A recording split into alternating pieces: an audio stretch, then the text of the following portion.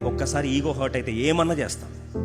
ఒక్క హర్ట్ అయితే కుటుంబాన్ని సమాధానం పాడు చేస్తాం, బంధాలు పాడు చేస్తాం, సంఘాన్ని పాడు చేస్తాం. ఈరోజు విషాదం ఏంటంటే ఒక సారీ చెప్పలేకపోయావంటే అర్థం ఏంటంటే నీకేముంది? ఈగో ఉంది. ఒక మాటలు చెప్పాలంటే కుటుంబ సమాధానాన్ని భంగపరిచి ఈరోజు క్షమాపణడానికి ఎదురు చూస్తున్నావా? కారణం బహుశా ఈగో ఉండొచ్చు. ఒక మనిషిని గాయపరిచావు, ఒక మనిషిని వేధించావు, ఒక పర్సన్ హర్ట్ చేసావు. సారీ చెప్తే ఏం పోతుంది నీకు? ఒక్కసారి ఈగో హర్ట్ అయితే ప్రపంచాన్ని హర్ట్ చేసేస్తాం. We don't care who the other person is. ఎందుకంటే ego will pay very heavy price. అందుకొరకు ప్రభువు అన్నాడు, గర్విష్ఠులను ఇచ్చి దీనిలోకి ఏం చేస్తాడు?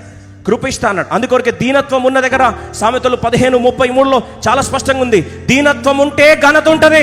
కీర్తన 25:9 దీనత్వం ఉంటే నేను వాడిని నడిపిస్తాను అంటున్నాడు. దీనత్వం ఉంటే కృప పొందుతాను అంటున్నారు. దీనత్వం ఉంటే ఘనపరుస్తాను అంటున్నాడు.